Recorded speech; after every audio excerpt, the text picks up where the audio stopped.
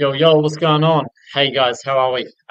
Radio. So what I wanted to do is put together a basic sales module for anyone who knows me or has been following all my content. I absolutely love sales. I'm obsessed with sales, and there's so much into it around sort of like more psychology, but I'm not going to get into all of that stuff. I purely just want to come from a common sense based how you should approach sales throughout the whole process. So that's from the moment that a call comes in, how you're talking to the client, what questions you want to be asking, and how that call wants to go. From the moment you send a quote, how you discuss with them on the call, how you go about the quote, how you run them through it, when you're playing the follow-up game on these quotes, and then also asking for money, invoices, payment claims, etc. So a little bit of a module here just around sales. Most of it just comes down to confidence, and when you know what you're doing and what questions to ask and how to word things and how to sort of read body language, read tone. This is where it becomes super important. I didn't learn any psychology stuff, but I feel like as you do heaps of sales calls, you get better and better. So for me, this is purely based off experience and what I've learned and what I've gone through and how I've gone about my sales process with Baker's Builds, a rubbish removal business, Rapid QS, now doing the Tradie University. And you're always kind of like speaking to people in different tones and trying to match energies and how they are going about things. So every single client's different. So, very first, off the bat, we want volume. We want to be doing a lot of volume, and you're going to be doing and putting a lot of reps in the bank no matter what business you're doing. Obviously, first off, whether you're doing paid leads or free leads, we're going to be bringing new business into your business. Now, you've got to communicate what your business does to your customer or your potential client. Okay, so we're going to go through here the initial call, 1.1. 1.2 is calling back the client, presenting the price. 1.3, following up once a quote is sent. 1.4, asking for a deposit. And 1.5, just a couple of bonus questions and notes there, okay?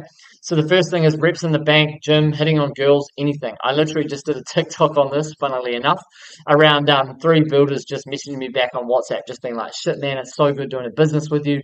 Love your work. You're so easy to deal with. That's the kind of responses we want to have with you guys, with your clients, no matter what industry you're in within the trades. We want the sales process to be super easy, okay? So we're dealing with volume leads, volume email, volume calls. The first email back, we're sending a company profile, we're making some sort of video, or we're making some information in the email that you can attach back to that client. Hey, thank you so much for reaching out. As per our chat on the phone, which we'll talk to now, with the email, you can attach some information following up on our phone call. Please send me X, Y, and Z. Here's a company profile. Here's some information on how we go, okay? People to watch or listen to. Gary V's really good, and Grant Cardone as well on YouTube. YouTube them up. Watch their stuff. They're really good. They dive into the psychology, but not so much me. Rightio. So the first time the lead calls the initial call. Okay, so I did a phone call today for a guy in Otaki. It was a retaining wall lead. That's in a separate video here. I'll actually link it to this. How that call should go down. It was under 5 minutes. You just want to get the initial information, try and get everything back on email, and then I told him exactly what we're going to do, and we will go ahead and do exactly what we told him. Okay. Don't leave the new leads sitting in your inbox for too long. Call them within 1 hour. I put 1 to 2, but honestly, within 45 minutes. You want to be calling these leads fast. I don't care what you're doing. If you're paying for leads, paying for business, you ought to be calling these leads super fast, okay? Be friendly but confident. Hey, I saw your inquiry come through. Just thought I'd give you a quick buzz. The goal of this phone call is to get as much information as possible, and you really want to set the tone for this job. Doesn't matter if you're a one-day trade job or this job's going to take potentially a year. You want to set the tone and get back to them early. Let them know that you're not here to muck around. You're passionate about your business, and you're going to get back to them fast. I literally won a $4 million new build in Queenstown because I called the lead up. It was a Google lead. It came in, I can't remember what time. Let's just say 11 o'clock in the morning on a Tuesday. I called them back and I had an email proposal back to them by like 1 p.m. 2 hour turnaround time. And then when I won this process, I was literally like, guys, why did you pick me? And they said, you were the first one to get back to us. You were the fastest and you acted the quickest. And I couldn't believe it because I hadn't even been running in Queenstown for that long. And there were builders that had been there for 20, 30 years that would have killed for this architectural new build. So what we're asking on this phone call, timeline, budget, access, what they want done. Qualify them as best you can. What do you want out of this job? What's the desperate? Is it desperate? Are you looking to do it fast? This one today, retaining wall, the question I asked, hey, has this been something that's been on your mind for a while? That's a really good question. They were like, no, our neighbors have just been on us recently and we need to start looking out. Okay, how many inquiries have you made so far? Oh, we've just made a couple, but no one's come back to us yet. Good. That means you're first in the door. So you want to act the fastest the whole way through. Okay. So finding out timeline, why they need to do this, what's the motive behind it, and ask them, hey, have you done any digging and do you know roughly what this is going to cost? They might have done some online research. And it will be good if you can get a rough idea, but that's on the next slide, okay? You want to finish this call by calling the next step of what's going to happen. Cool. I'm going to get some information off you. Then I'm going to come back to you with X, Y, and Z. So in this case, I said, send me the address, send me the details and some photos. So the address, I want to know roughly where it is so the builder can look at how far he needs to travel, etc., etc.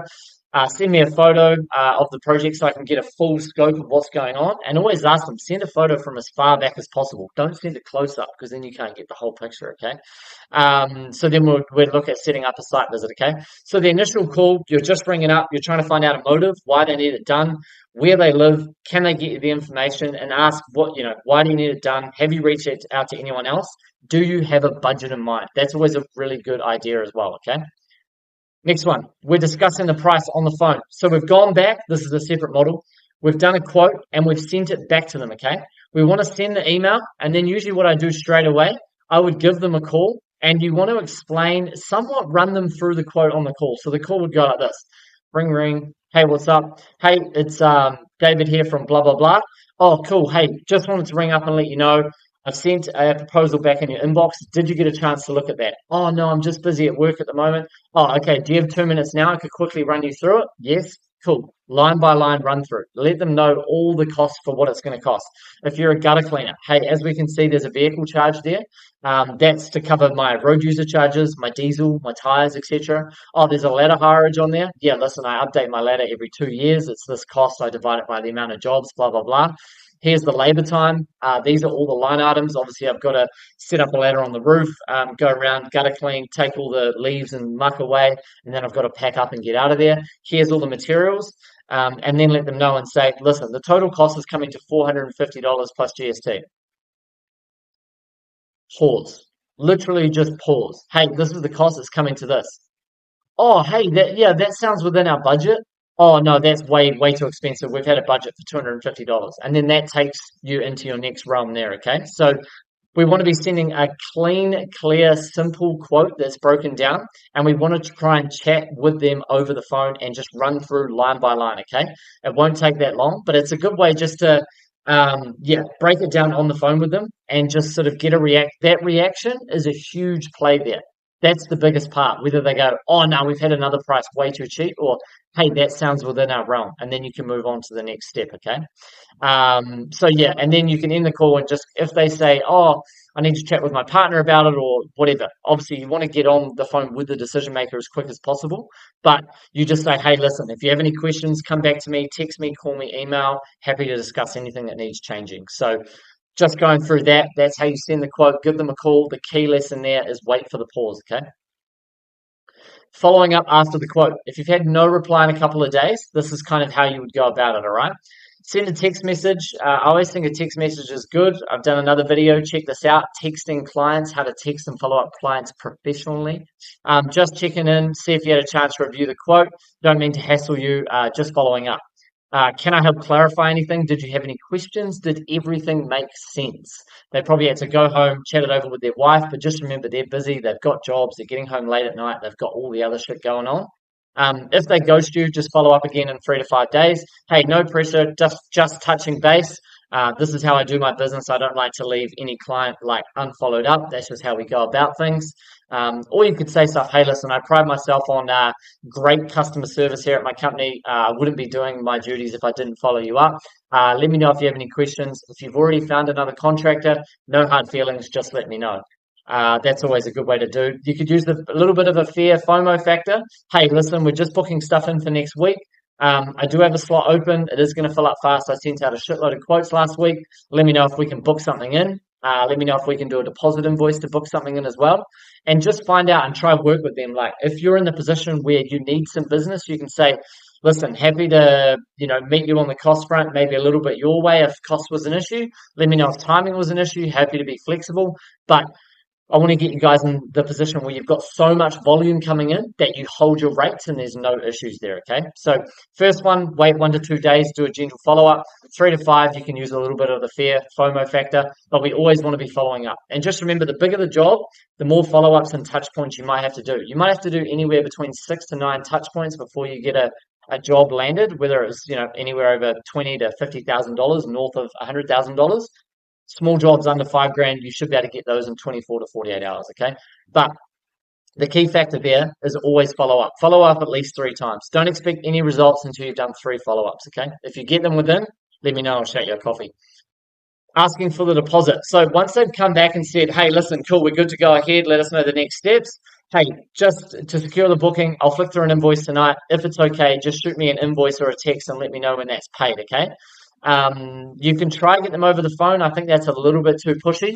I think within the trades, we want to keep it honest and transparent and just sort of ask for the deposit nicely. On the phone is fine.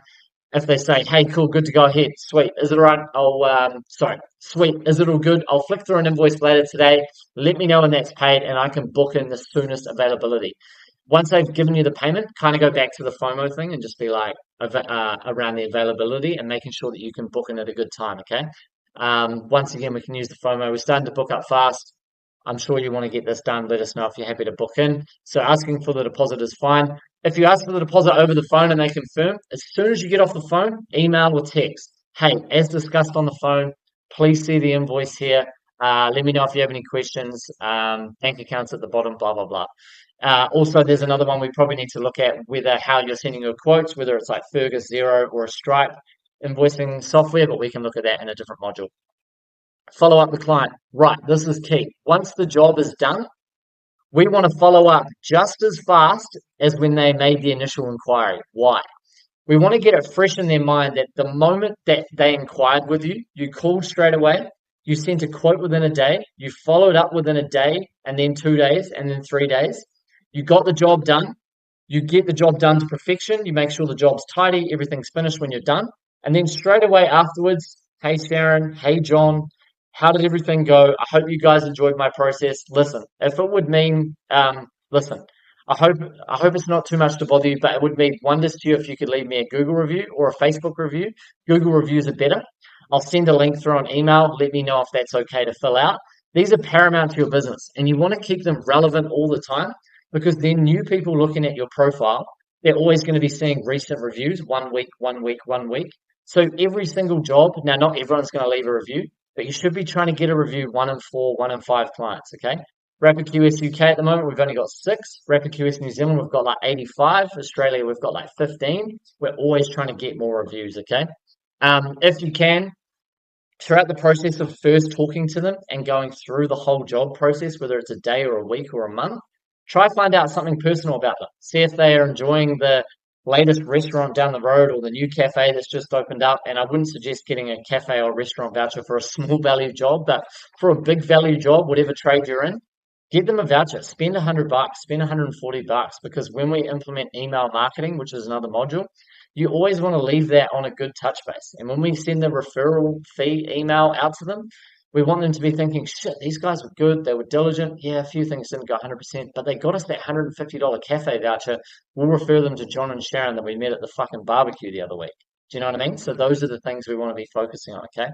The whole process, you want to be building rapport and finding out something that they like outside of work or the business transition here. So when we go to get them a little gift or a cafe, $100, it'll mean wonders on the back end of a job, okay? So those little tips there. I hope that helps you guys with that sales process. We just want to be friendly on the phone. We want to be super, super fast and efficient. Go and watch the other modules on texting clients and doing all of that stuff. But this stuff can really, really help. Hope you guys enjoyed that video. Let me know if you would like to see anything else and drop a comment below if you have any questions. Cheers, guys.